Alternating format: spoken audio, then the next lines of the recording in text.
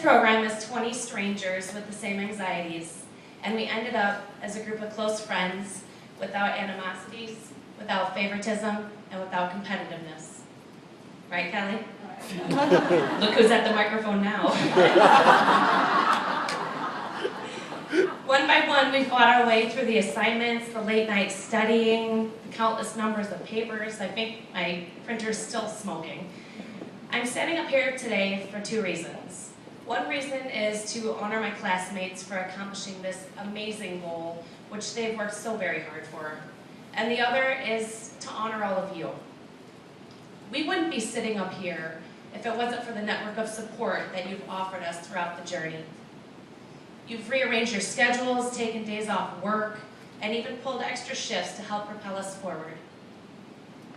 You've calmed us when we had panic attacks, listened to us rant about test questions that we got wrong that we knew we had right, and encouraged us when we felt like there was just nothing left to give. And in return, we missed your birthday parties. We sacrificed our one-on-one time, and we diagnosed you with everything from melanoma to schizophrenia. Sorry, Mom. So what do we have left after 2 years of chaos? We have a room filled with only the truest friends and the closest of family. So congratulations to you, you've made it. We'd like to thank you from the deepest parts of our hearts for understanding the reason behind our intense schedule. Nursing's our passion, it's in our hearts. It beats with every moment of our heart. Each person that we nurse, every incision, every hematoma, every injury, in some way is helping to save them from death, and that is powerful. That is the reason behind our drive. That is why we choose nursing. But with every accomplishment comes forfeit. During our 2-year commitment to this program, we've had to deal with many losses. My classmates have lost family members that were and still are very close to them. But they don't hurt alone, because in these 2 years we became family, so we felt sorrow with them. We grieved with them.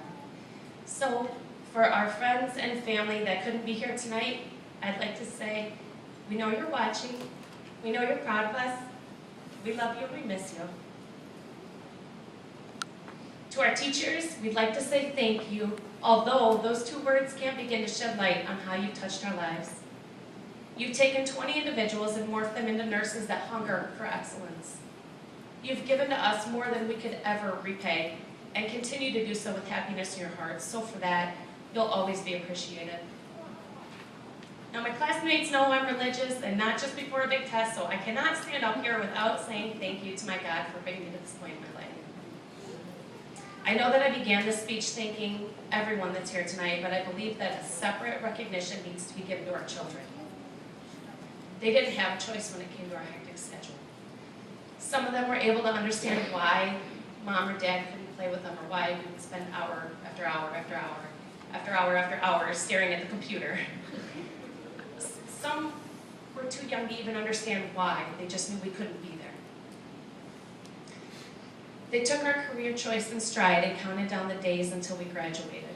So to our children, thank you so much for helping us to achieve this. You mean the world to us. We couldn't have done this without you. Okay, let's see if I get this right, because I'm pretty sure I kept count on this. 4,823,000 pages of reading. 7,452 papers. 584 tests later, we were frazzled, we were stressed, we were emotionally liable, but we are competent, we are intelligent, and we are accomplished. We are Rock Valley's 2011 class of graduate nurses. Thank you.